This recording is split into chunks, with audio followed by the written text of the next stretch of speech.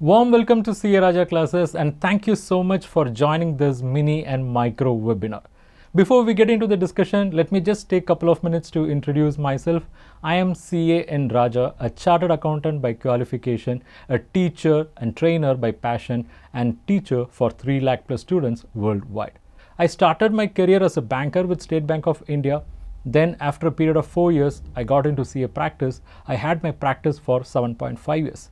But I realized my calling is teaching. I started focusing on teaching and training, and today, with the blessings of God, we have 3 lakh plus students worldwide. So now it's time for us to get into the session. Friends, in this session we'll be understanding what is CMA. In banking, CMA is called as Credit Monitoring Arrangement.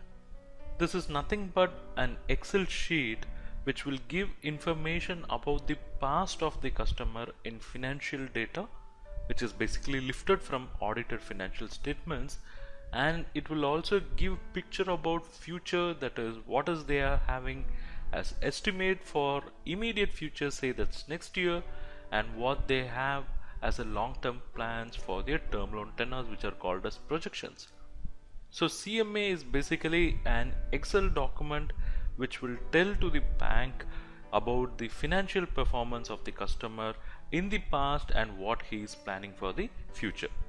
So the CMA will have 3 input sheets. The first sheet is called as operating statement, which is nothing but transferring all the data from the profit and loss statement of the customer.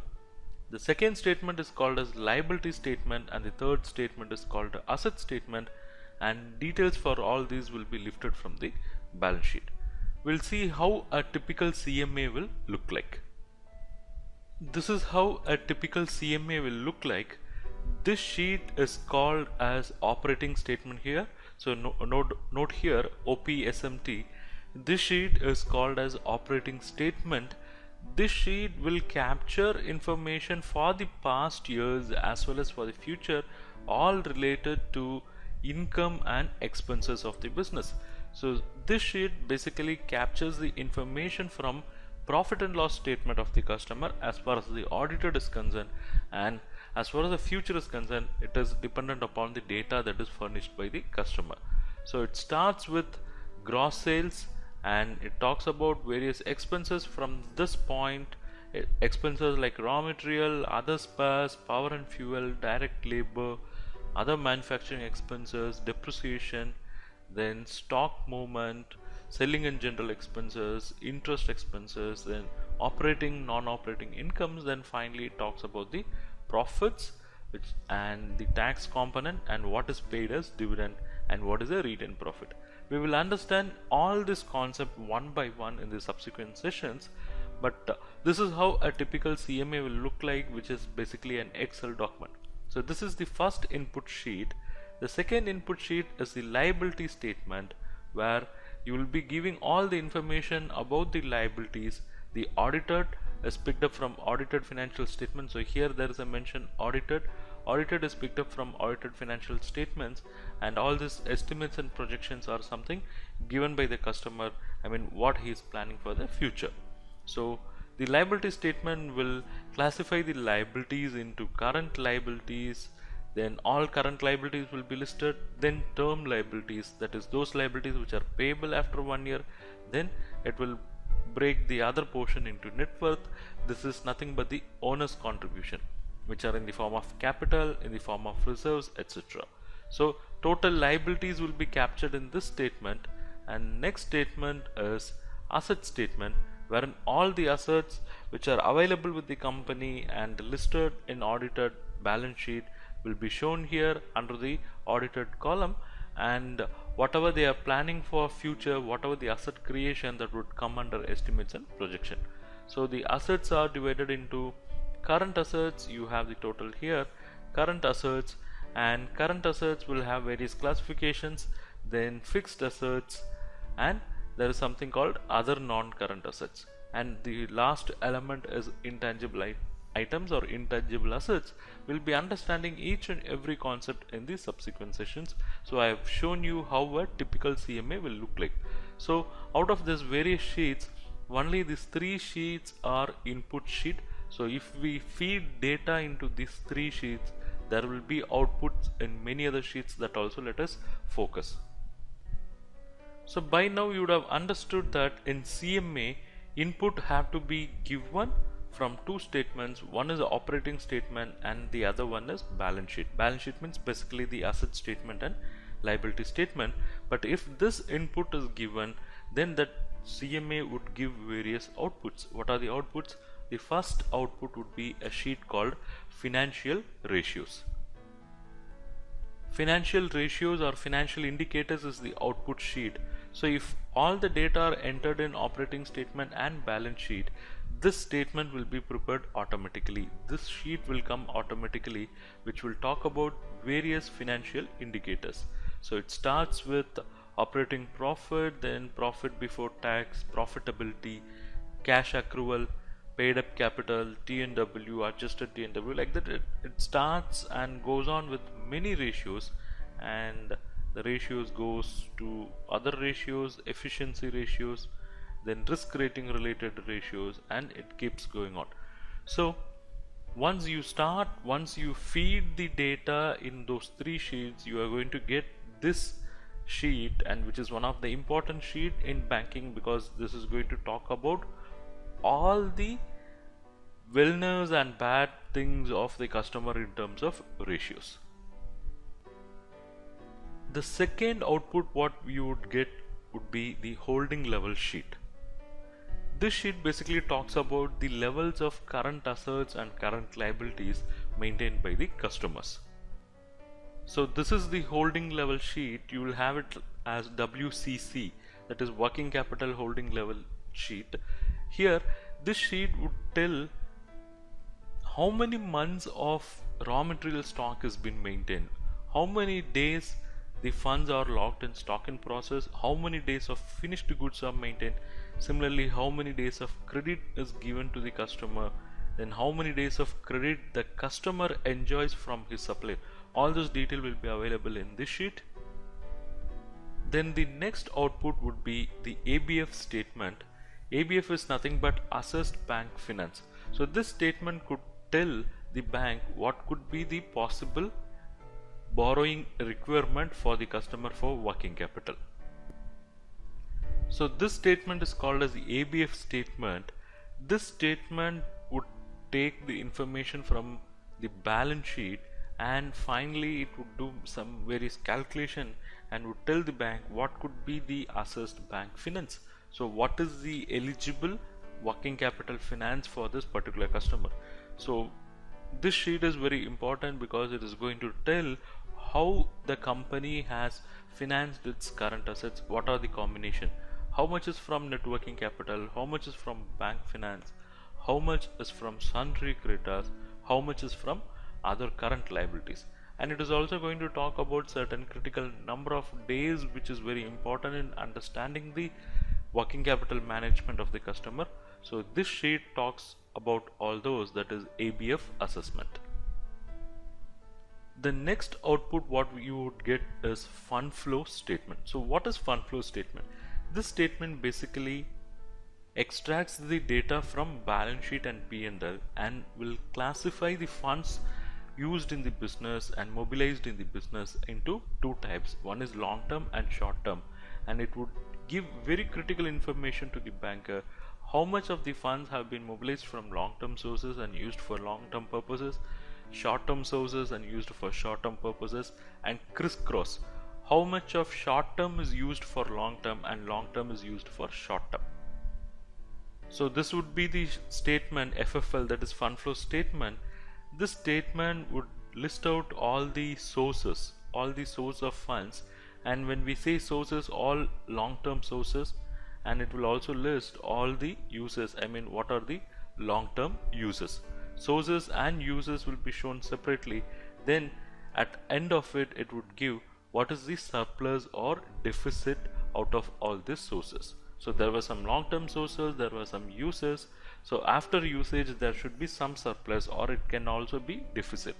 If there is surplus, how the surplus was used for further activities, or if there is deficit, how the deficit was managed. That's what I explained in the subsequent lines.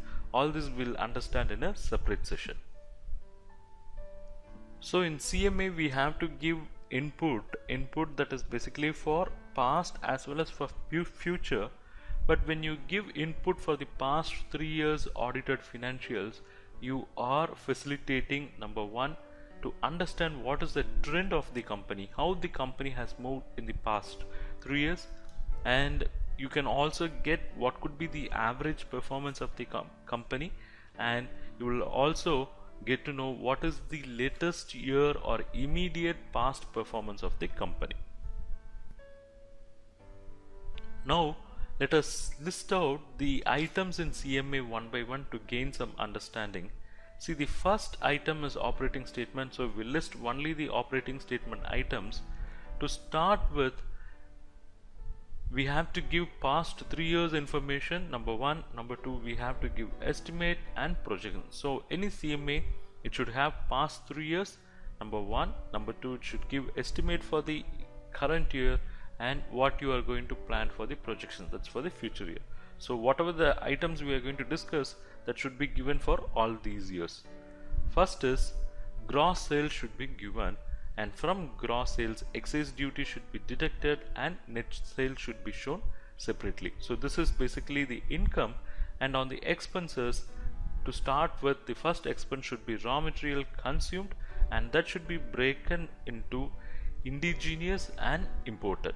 This information is important because they have to understand how much is sourced locally, how much is sourced from outside country, because when it becomes an outside country purchase, obviously it would require something called letter of credit. For that purpose, this breakup is required. Number two, what are the stores and spares that have been consumed, and that should be broken into indigenous and imported. Then what is the expense incurred by the company on its laborers? So the direct labor cost should be shown here. Here the focus is on direct labor cost. We'll understand that in subsequent session. Then the power and fuel cost should be shown. After this, we have to show the other manufacturing expenses and depreciation. So with this, the total cost would be shown, and with this, opening stock in progress should be added and closing stock in progress should be deducted, and that would give the total cost of production. And with this, we have to add opening stock of finished goods and deduct closing stock of finished goods. That would give total cost of sales.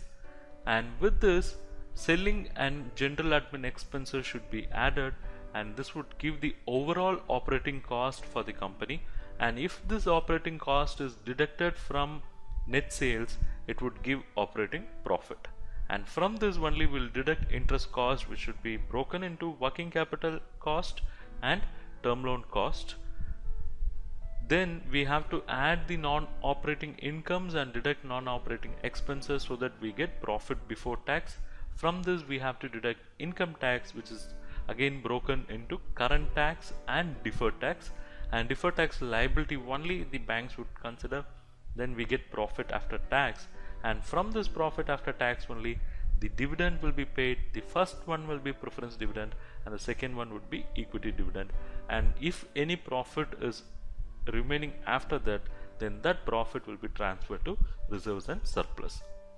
In the subsequent session, we will understand each and every item of the operating statement in detail.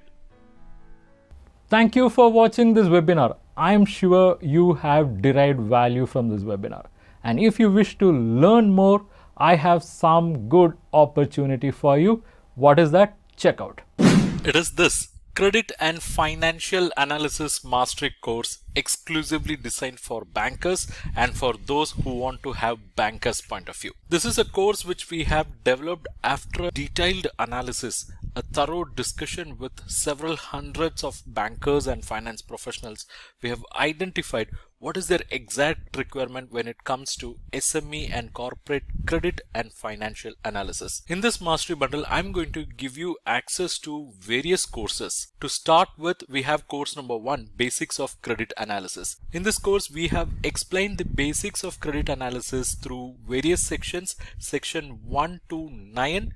Next comes course number 2, that is how to read balance sheet. In this course, we have explained what is balance sheet, how to read them, how to approach them by using real life financial statements. Then comes course number 3, how to do financial ratio analysis like a banker. In this course, we have explained all critical ratios that are analyzed by the bankers, and we have also explained through case studies. Then we have course number 4, how to do cash flow analysis. So through this course you will understand what is cash flow analysis, how to do a typical cash flow analysis. We have used case studies, and reference to Ind AS is also included in this course. Then we have course number 5, that is how to do fund flow analysis.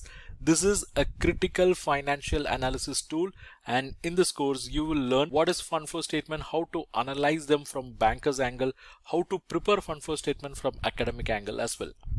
So overall 5 courses, each 1499. So aggregate price should be 7495, but you are not going to pay that. For you it's just rupees 2499 for 1 year access, or rupees 4999 for lifetime access. And it is not yet over, you have some more bonus.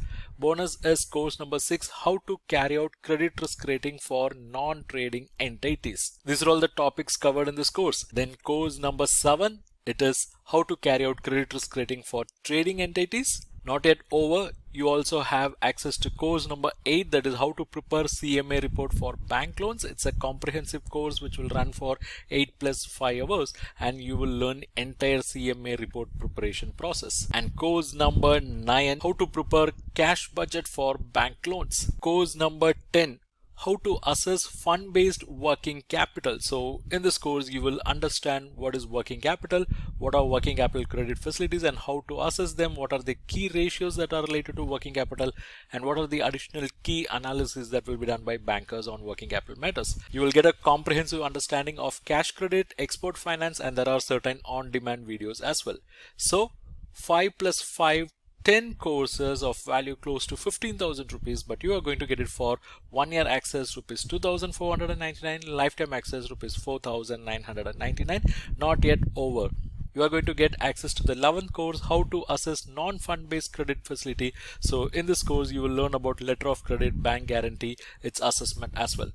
Then comes course number 12, how to do term loan appraisal and assessment, because it's a complex process with a lot many technicalities. So this course covers all in detail.